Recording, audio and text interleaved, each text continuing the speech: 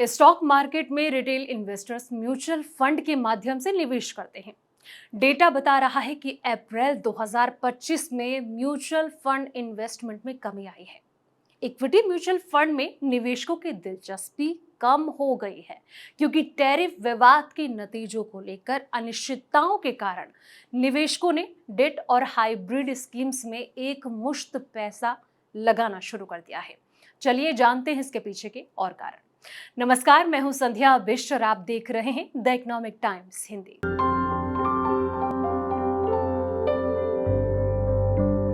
दोस्तों, बता दें कि अप्रैल में निवेशकों ने इक्विटी म्यूचुअल फंड में 24,269 करोड़ रुपए का निवेश किया, जो कि मार्च में 25,802 रुपए करोड़ से कम है। उन्होंने सिस्टमैटिक इन्वेस्टमेंट प्लान यानी कि एसआईपी के माध्यम से पैसा लगाना जारी रखा है, जहां महीने के दौरान कलेक्शन बढ़कर 26,632 करोड़ रुपए हो गया, जो कि पिछले महीने के 25,926 करोड़ रुपए से अधिक था।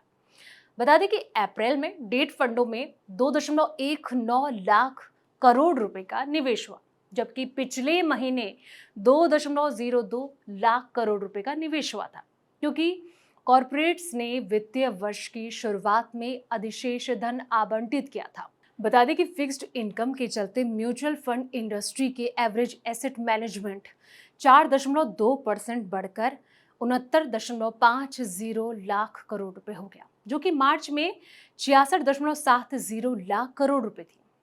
इक्विटी वेल्थ के मैनेजिंग डायरेक्टर अंकुर पुंज का ये कहना है कि डेट एलोकेशन का एक महत्वपूर्ण हिस्सा लिक्विड और लिक्विड प्लस स्ट्रेटेजी की ओर निर्देशित किया गया था, जो कि संभवतः भविष्य में बेहतर निवेश के अवसरों की प्रत्याशा में फंड की जो अकाल्पनिक पार्किंग के लिए प्राथमिकता का सुझाव देना होता है।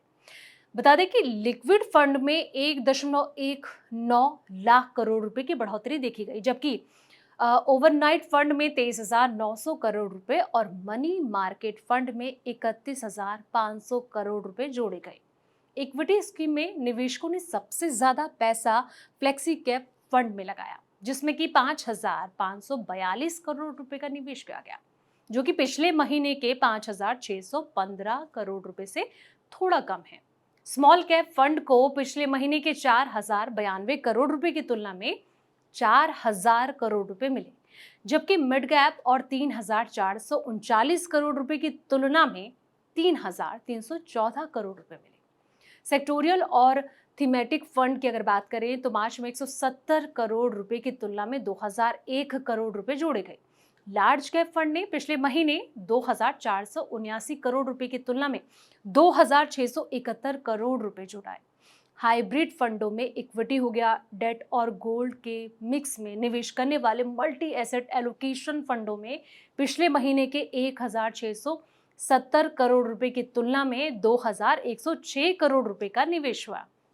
ऑर्बिट्रेज फंडों में अप्रैल में 11,790 करोड़ रुपए का निवेश हुआ, जबकि पिछले महीने 2,855 करोड़ रुपए का निवेश हुआ था, क्योंकि कॉरपोरेट निवेशकों ने लिक्विड फंडों की तुलना में इन कैटेगरी में टैक्स क्षमता दक्षता के लिए वित्तीय वर्ष के पहले महीने में पैसा जो है वो लगाया था।